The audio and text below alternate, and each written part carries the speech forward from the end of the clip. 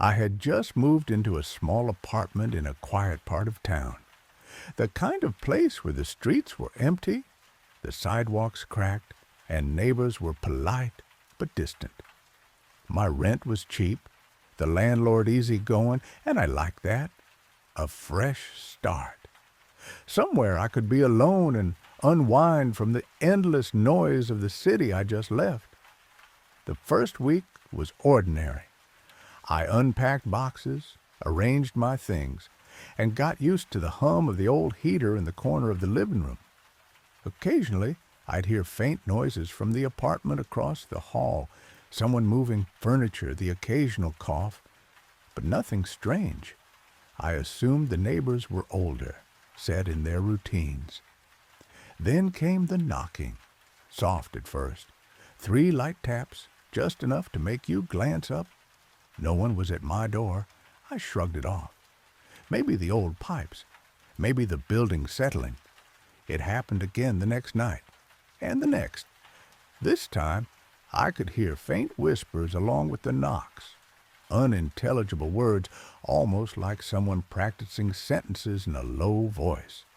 The cadence was deliberate, measured. Always late evening, always after I turned off my lights. I mentioned it casually to a neighbor once, a middle-aged woman with a cat that always sat on her balcony. She looked at me sharply, her smile tight. "You probably don't want to know who lives over there," she said. I laughed nervously. "Why? What's wrong with him?" She shook her head. "It's better if you don't ask." I ignored her. I was new. I didn't know the rules yet. Then I saw him.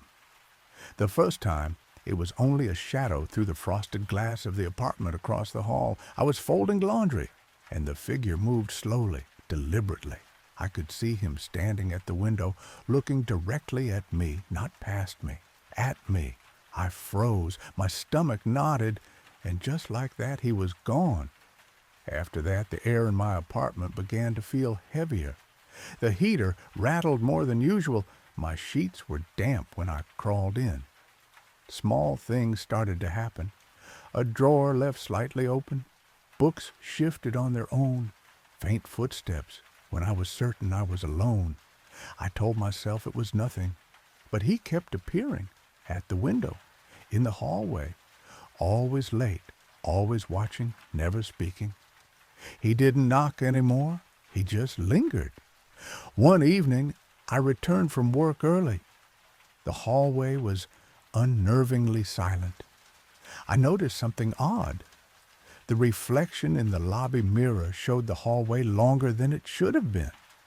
My reflection moved normally, but beyond me, the space stretched into darkness that didn't exist in the physical building. Then I noticed a key on the floor, shiny, metallic, unmarked. I didn't recognize it. My apartment door was locked and I didn't own it. I picked it up cautiously. The air felt colder. My pulse raced. As soon as I did, the silence broke with a faint whisper behind me. "You shouldn't touch it," a voice said, soft, almost sad. I spun around. No one was there. That night, I dreamt of the apartment across the hall. In the dream, I walked inside. The hallway stretched endlessly. Doors were slightly ajar, all dark, all silent. At the very end, the last apartment's door stood open. A faint glow leaked out. I could feel eyes on me, but when I turned, the hallway behind me was empty. I woke gasping. The key was on my dresser. Weeks passed. My sleep became fragmented. I could hear things when I closed my eyes. Slow creaks, whispering voices, footsteps pacing just outside my bedroom door. I stopped leaving my apartment alone. I stopped checking the mailbox. I stopped answering knocks. But the key remained, shiny, always in the same spot. Then came the note. It was handwritten on a torn corner of printer paper, slipped under my door. "You're too curious. Watch the shadows, not the doors." No signature. I felt trapped. Part of me wanted to throw the note away. Another part wanted to follow it. I didn't either. One night, I heard the faint hum of a TV through the frosted glass of the apartment across the hall. I hadn't seen anyone enter or leave. I froze, listening. The volume was low, but I could hear the cadence of words, like someone reading aloud. And then, silence. The next evening, I returned home to find the key gone. My heart sank. I searched everywhere. Then I noticed faint scratches on the floor leading toward the hallway. Not mine. Small, deliberate marks, as if someone or something had dragged the key across the floor to point me somewhere. I followed it cautiously, every step echoing. At the end, the hallway stopped. The apartment across the hall. The door was closed, as if it had never been entered. I heard a voice, barely audible. Some doors shouldn't be opened.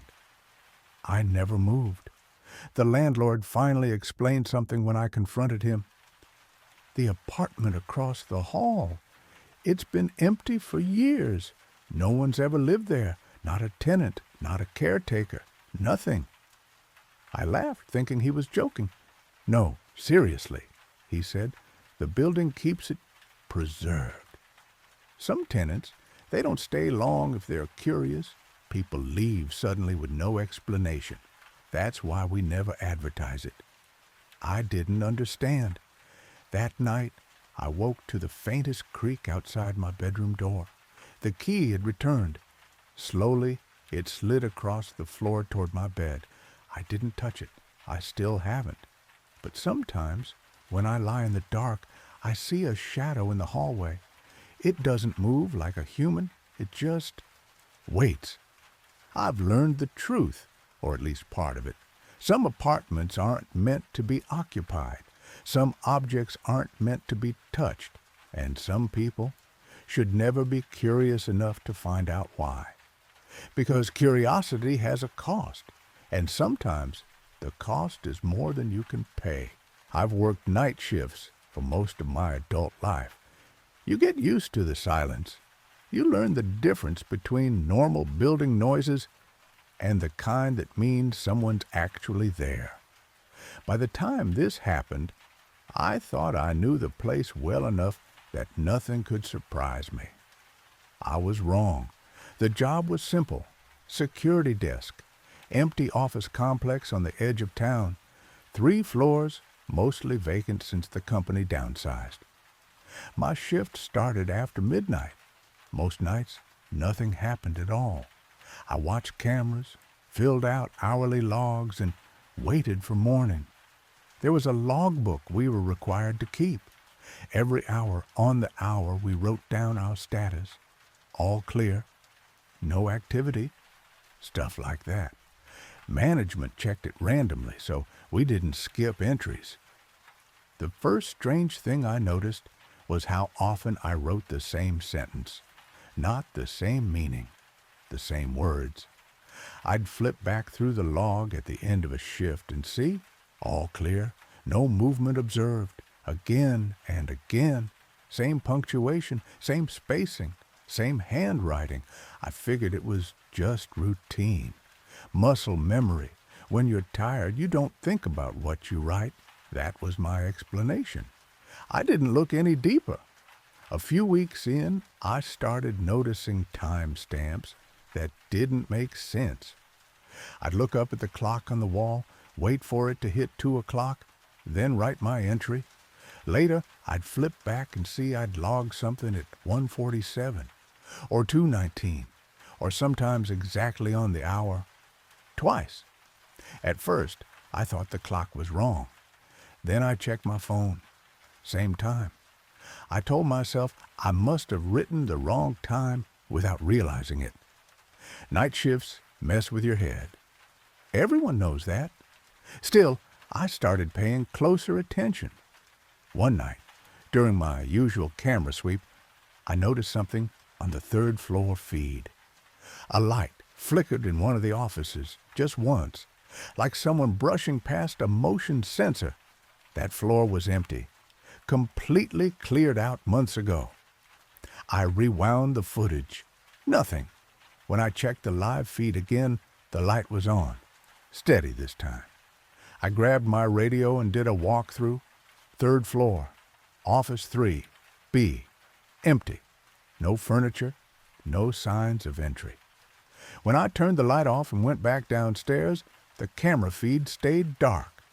I logged it as false alarm and tried not to think about it. That's when the logbook entries changed. Instead of all clear, I found notes I didn't remember writing. Checked 3rd floor again. Everything normal. I stared at the page for a long time. The handwriting was mine. I knew that. Same slant, same pressure. But I had no memory of going back upstairs. I told myself I must have forgotten. I was tired. I was overworked. That happens. The next night, I brought a thermos of coffee and made a point to stay sharp. At 3 a.m., I wrote my log entry carefully, slowly. I even paused after, just to lock it into my memory. Then I turned back to the monitors. On one screen, I saw myself. Not live, recorded. The footage showed me standing up from the desk, adjusting my jacket, and walking out of frame toward the stairwell. The timestamp said 3:12. I checked the room. I was still sitting there. I rewound, watched it again. Same thing. I checked the logbook. There was a fresh entry, 3:15, perimeter check complete. My handwriting. I felt cold all over. The kind of cold that starts in your chest and spreads outward. I didn't move. I didn't know what would happen if I did. Over the next week, it got worse. The cameras would show me walking halls I hadn't entered, standing in doorways I avoided. Sometimes I'd see myself pause, like I was listening to something I couldn't hear through the feed. The logbook filled with entries I didn't remember writing, describing checks I didn't recall doing. I stopped doing rounds altogether. Management eventually called me in. They said my logs were inconsistent, that I was spending too much time off camera, that I needed to stay at my post. I tried to explain. They didn't laugh. They didn't get angry. They just looked at me like I was tired and unreliable. They gave me a warning and sent me back. My last night on the job, I decided to prove it to myself. I set my phone to record video and placed it on the desk, facing me. I didn't take my eyes off it, not once. At 2:40 a.m., the lights flickered on the 3rd floor feed again. At 2:42, the camera showed me standing up. I was still sitting there.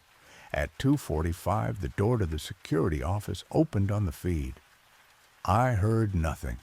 At 2:47, the camera angle shifted, just slightly, like someone had leaned in front of it. That's when my phone vibrated. A notification. A new video file had finished saving. The timestamp was current. The video showed me standing in the hallway outside the security office, holding the phone, staring straight into the lens. Behind me, something moved in the dark. I quit the next morning. No notice. They never asked me to explain. Sometimes, late at night, I check my phone storage. That video is still there. I don't remember recording it. And the worst part is this. The reflection in the screen doesn't move when I do. No one lived in the house at the end of the street. People said that like it was a fact, not a warning. The road didn't even have a proper name anymore. The city stopped maintaining it years ago. Most of the houses were gone, replaced by empty lots and tall weeds. The last one left stood alone, slightly tilted, with boards over the windows and a fence that leaned inward like it was tired of standing. I noticed it because the front door was never locked. At first, I thought someone must still be using it, maybe a squatter. Maybe the owner stopped by sometimes. But I watched the place for weeks. No cars, no lights, no trash, no footprints in the dirt after rain. Still, the door stayed unlocked. I didn't go inside right away. I told myself I was just curious, that I wanted to see what kind of shape it was in, that I'd leave as soon as something felt off. The air inside was cold and dry, like the house had been sealed. It smelled faintly of dust and old wood, not rot. The floorboards creaked, but not randomly. Each step sounded heavier than it should have, like the house noticed when I moved. The furniture was still there. Couch, table, chairs, all covered with sheets that had been placed carefully, not thrown. Nothing looked disturbed. It felt less like a place people had abandoned and more like one they had stepped away from without finishing what they were doing. That's when I saw the paper. It was taped beside the entryway, yellowed and curling at the edges. The handwriting was neat and steady. House rules. Don't run. Don't open closed doors. Don't move furniture. If you hear someone walking, stop. I stood there longer than I should have. People don't write rules for abandoned houses. I didn't laugh. I didn't take a picture. I just folded the paper carefully and put it back where I found it. As I walked deeper inside, I realized how quiet it was. No wind, no insects. Even the outside noise felt far away, like the house swallowed sound. I reached the hallway. Every door along it was closed except the last one. The open room was empty except for a single chair placed in the center facing the wall. There was nothing special about it. No writing, no symbols, just a chair positioned with care. I heard a step behind me. Not loud, not sudden, careful. I stopped. The sound stopped too. I waited. My legs burned. My breathing felt too loud in my ears. I didn't turn around. Another step. Closer this time. I remembered the rule. If you hear someone walking, stop. I stayed still. I don't know how long I stood there. Long enough for my thoughts to slow down. Long enough to notice that the air behind me felt warmer than the air in front of me. Then I heard something I still can't explain. Someone exhaled right behind my neck. The front door creaked open on its own. I didn't run. I walked out. I didn't look back. The door closed gently behind me. The next day, the house looked different, worse. Boards looser, roof sagging, like time had caught up with it all at once. A week later, the city put up a notice. The house was condemned, scheduled for demolition. When they tore it down, they found the chair, and beneath it, pressed into the floor, was a footprint, only one, facing the wall.